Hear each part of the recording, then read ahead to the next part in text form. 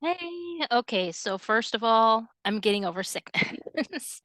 Yeah, I caught a 24-hour bug and it hit hard. So, I'm sorry about the voice and hopefully we'll get through this without a coughing fit or, whatever. I will mute it if that happens. So you don't have to I don't want to assault your ears with any of that. So But what I wanted to do is I reacted to the Marx Brothers take a letter from their movie Animal Crackers. Well, I wanted to look at a duo, Dean Martin and Jerry Lewis, and this is actually my favorite movie, and it of theirs. It's Scared Stiff. I used to have a whole bunch of their movies on VHS, and when my VHS got destroyed, I was like, no. So I would always look and see if their movies went to DVD, and there were like a couple because I used to have At War with the Army, which I didn't think was very good. And I mean, it had a couple of fun parts to it, but for the most part, it really wasn't that good. And I'm sorry, but yeah, it really wasn't. And but then I found it was recently released and it had like seven or eight. I think I talked about it before and it said like five. No, it has seven or eight of their movies. And now I have movies that I didn't have before. And and I had a hard time figuring out which routine that I wanted to react to. But this one is one that when my family and I would watch the movie, uh I think this is the one that we would laugh pretty hard. But then I had to figure out where I would actually cut off, and so I think I cut off at a good point. But so to set the scene a little bit, Dean Martin's character, which is not uncommon in their movies, he's a singer in a club and he's romancing one of the dancers. Well, it turns out that the dancer is uh, a gangster's girl. And so he's in trouble.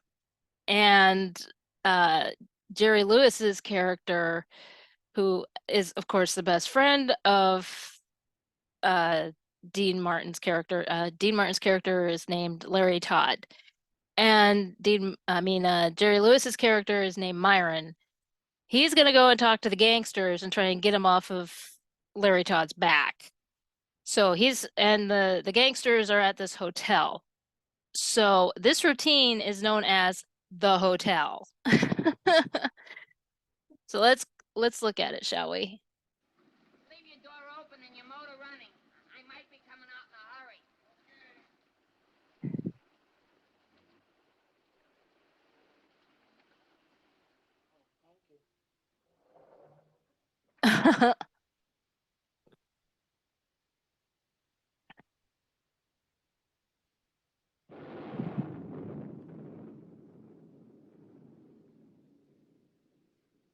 I'll tell that shorty guy. He can't hurt Larry.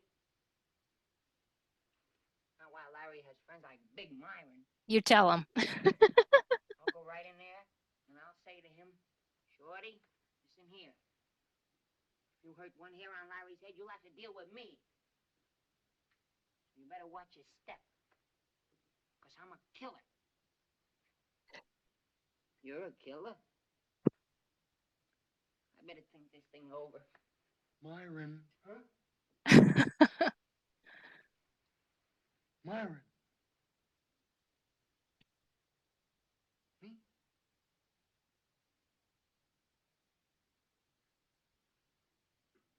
Who are you, Dr. Coffee Nerds?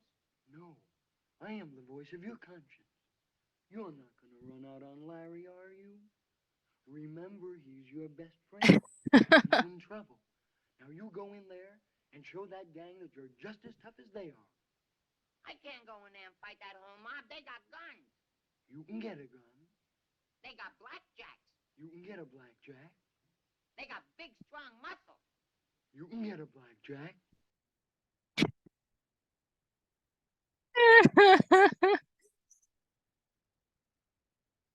You know, this is the thing is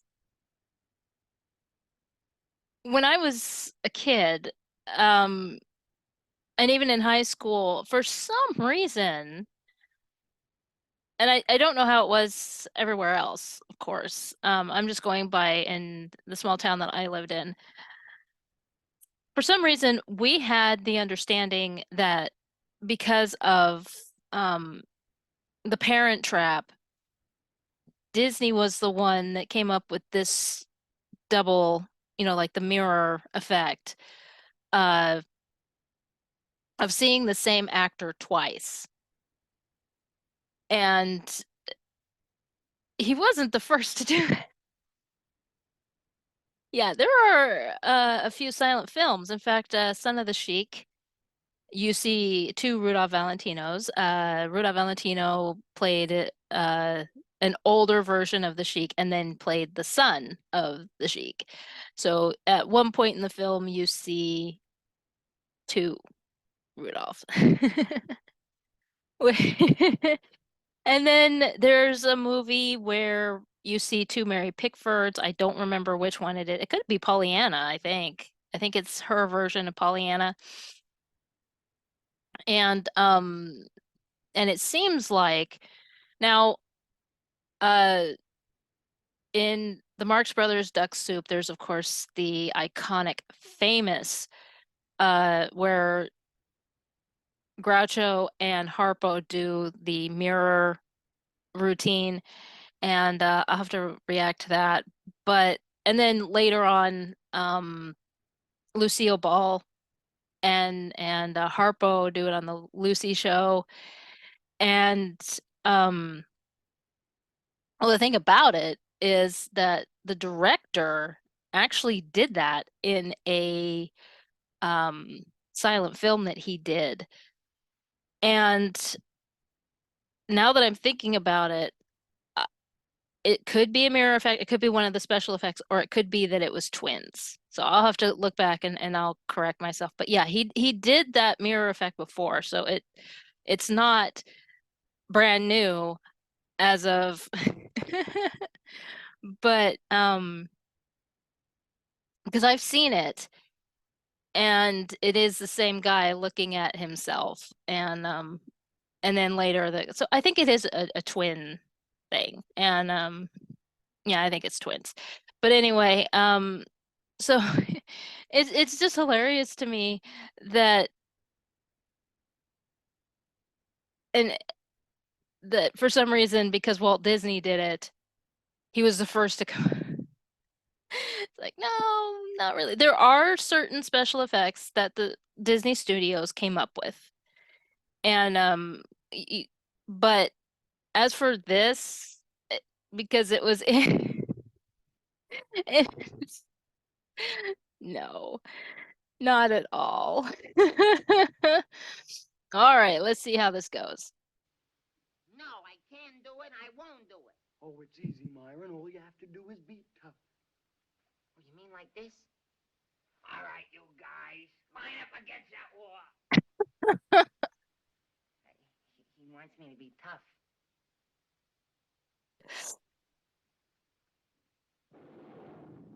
This is my life. I mean, I'm embarrassing myself all the time.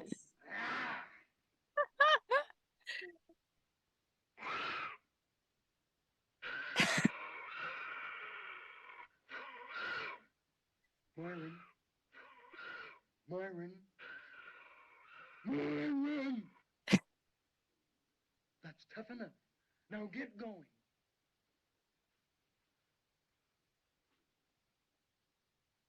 Myron. Oh, I'm going. Stop rushing me.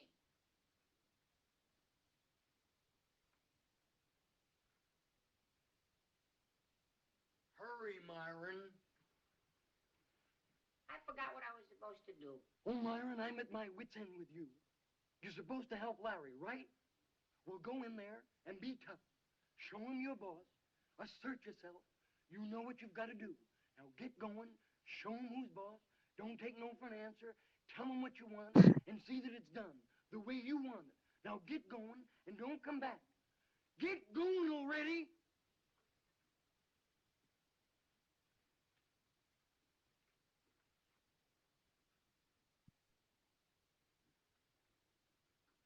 Stop stalling. Get going.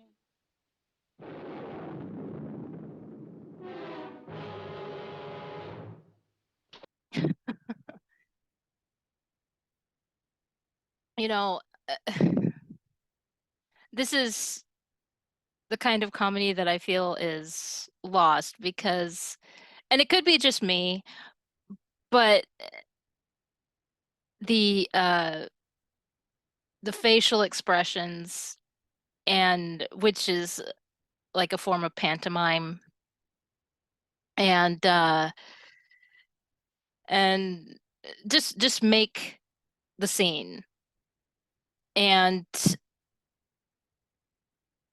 I feel like that's a lost art. You know, I really wish that vaudeville would come back. Like Red Skelton was known for his pantomime. And he was proud of the fact that he brought a lot of his vaudeville training to his shows. He had the Red Skelton Hour, and then later on in life he did the Red. And one of his most famous was Guzzler's Gin. I'll look for it and put it in the description box. And yeah, he did that one quite a bit. But there is a routine that Red Skelton and Jerry Lewis did, and it's known as the Magician's Act. And total physical comedy, and it is hilarious. And I will, of course, put that in the description box. And it's just, I really do feel like this is the kind of comedy that is lost or is fading away. And I really wish that it wouldn't. And the facial expressions, the the motions, and all of that. I mean, because I've like with silent film, I've talked about it before, where the silent film actors and actresses were dependent on the pantomime. They had to use their facial expressions. They had to use the gestures because there was no sound. And once the sound came in, it well. But there were those such as Jerry and like Bob Hope and a lot of the veterans would continue to use it. Red Skelton and those. So I mean, you know, but let's bring vaudeville back. Let's. I mean, one of the I mean, Abbott and Costello, I don't think they were part of vaudeville. You know, people cringe when they hear that Abbott and Costello were part of burlesque, but you gotta understand that burlesque has changed. It wasn't, it was risque for the time, but when you actually find out just what it was back in the day, yeah, once you realize, because I was like, oh, they started in burlesque. And then you start reading about it, and it's like, oh, that's not so bad. Yeah, once you realize, and then they did Who Was on First, What Is on Second on the radio. That's where it came up. And I think it was Bud Abbott talked about how basically how it came about was they would practice wordplay. A lot of those radio stars would do wordplay and would bounce off of each other, and that's how Who Was on First, What Is on Second uh came about. And which thank goodness, because it's a hilarious routine. I mean, to this day. And I mean, if you can make it into the Baseball Hall of Fame without playing baseball, So, yeah, it's there's a lot of those uh the types of comedy that are fading away, and I wish they wouldn't. Basically, is what I'm saying. Just like this, I mean, even like with Jerry Lewis, when you watch this, and when he changes his voice the way he does. I mean, I'm sure that there are other people that do that now, and but you don't see it as much as I mean, he would do it from scene to scene in the same movie. And it wasn't for different characters. It was just because he was the the comic side of the movie. And so he would just and so but anyway, let's see what happens here.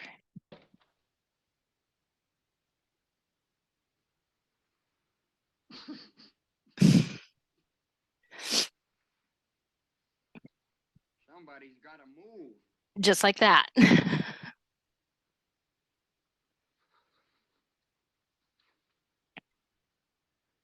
Pretty nice hideout you guys got here.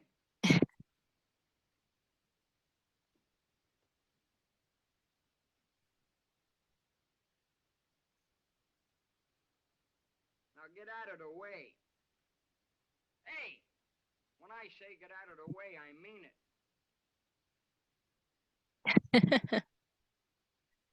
Now, which one of you is a shorty?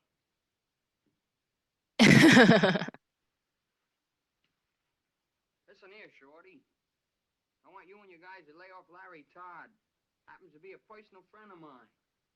Anybody that fools with him is gonna have to answer to me. See? Oh. Uh-huh. You know, I could never the uh coin flip, how you do it with your like this, and I can never do that. My hands must be broken. Or even the putting there was a summer and I don't remember what summer it was, putting the coins on here and then going like this. My brother can do that. Yeah, and it drives me bananas because he can do it and I can't. And he'll do it in front of me too. He's like, "Hey, check it out. I added another coin." And then like, shut up.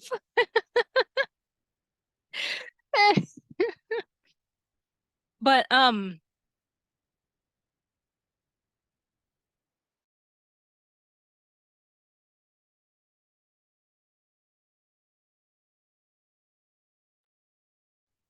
but the reason that I paused is not to talk about that, but when I was in high school, they were I think it was ABC made a bunch of these TV movies of stars from the 30s. There was the Shirley Temple movie, and I believe Melissa Joan Hart played the adult or the teenager. Anyway, she was in it, and I think she played the adult version of Shirley Temple. And I remember that one, and I remember the Three Stooges. Well, they did one for Dean Martin and Jerry Lewis, and I remember Sean Hayes played Jerry Lewis. And and the only one I'm sure that they made more, but those are the three that I remember. And yeah, I don't know why this suddenly kickstarted my memory on that. But yeah. And of course that was during the time where TV movies were big. I think I've talked about that before on this channel. And uh because it was like nonstop TV movies, it was like every other day there was a TV movie about something. And we watched them. We binged on them. It's like gotta watch them. And then when I think it was TiVo or whatever it was, there was the uh TVs that you could record on. As soon as those came out, it was like, yeah, I'm gonna go home and record. Because I remember my dance teacher when she bought it, and that was like she's like, yeah, I'm gonna go home and I'm gonna watch it. I am so old, it's ridiculous. All right, let's see what happens here. And furthermore, I want you. Hey, let's pay attention, buddy, when someone's talking. Hey, Pierre. Hey, Pierre, it's me, Myron. We were worried about you. He's dead. And that's it. So, this is from Scared Stiff. I don't remember which movie this is because I know, like I said, At War with the Army was their first. This was released in 1953, but this this one is my favorite. I mean, there's it it really is. And I had a hard time trying to figure out which what I should react to. Carmen Miranda shows up in this, and it's it is just hilarious. So, but anyway, yeah, Scared Stiff, it was released in 1953. I highly recommend it. It is so funny.